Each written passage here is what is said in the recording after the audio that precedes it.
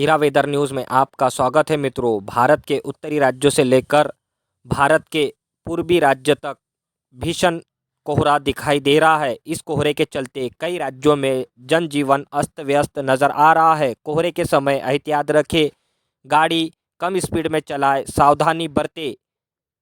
ये कोहरा हरियाणा, पंजाब, राजस्थान, दिल्ली, यूपी, बिहार और मध्य प्रदेश के कई उत्तरी जिलों में दिखाई दे रहा है।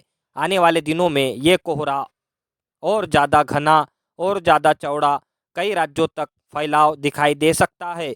इस कोहरे के चलते कई राज्यों में शीतलहर और कड़ाके की सर्दी बढ़ेंगी। दिन के समय ठंड में काफ़ी बढ़ोतरी देखने को मिल सकती है और रात के समय भारत के कई मैदानी भागों में टेम्परेचर माइनस में जा सकता है, जैसे कि राजस्थान, पंजाब, हरियाणा, दिल्ली तक इस ठंड का असर देखा जा सकता है। उत्तर की और पश्चिम की दिशाओं से चलने वाली बर्फीली ठंडी हवाओं के चलते कई राज्यों में ठुठुरन भरी ठंड बढ़ेगी, जैसे कि यूपी, बिहार, मध्य प्रदेश, दिल्ली, हरियाणा, पंजाब, राजस्थान, गुजरात, महाराष्ट्र के कई उत्तरी जिलों में इस ठंड का असर देखा जा सकता है। आने वाले दिनों में भारत के पूर्वी राज्य जैसे कि आंध्र प्रदेश, उड़ीसा के कई तटवर्ती एरिया में क्लाउड की हलचल बढ़ती हुई नज़र आ रही है। ये क्लाउड की हलचल धीरे धीरे झारखंड, छत्तीसगढ़, मध्य प्रदेश और महाराष्ट्र के विदर्भ तक देखी जा सकती है। इस क्लाउड की हलचल के चलते कई राज्यों में हल्की से मध्यम तो कहीं ओलावृष्टि के साथ बारिश होने की संभावना बनी हुई है। आने वाले 1-2 दिन में ये वेदर एक्टिविटी और ज़्यादा स्ट्रांग होने की संभावना बनी हुई है।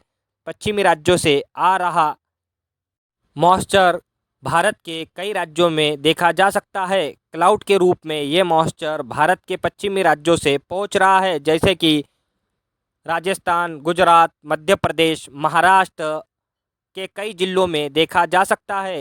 ये आने वाले 2-3 दिन में ये मॉइस्चर और ज़्यादा बढ़ेगा, क्लाउड की आवाजाही बढ़ेंगी और बादलों की हलचल बढ़ेंगी। कई राज्यों में दिन के समय गर्मी लगेगी और रात के समय सर्दी बढ़ेगी। बंगाल के खाड़ी में बनने वाला है नया स्ट्रांग वेदर सिस्टम, जो चक्रवाती हवाओं के रूप में अभी फ़िलहाल बंगाल के खाड़ी में दिखाई दे रहा है। ये आने वाले दिनों में भारत के पूर्वी और उत्तरी दिशाओं में बनने की संभावना बनी हुई है।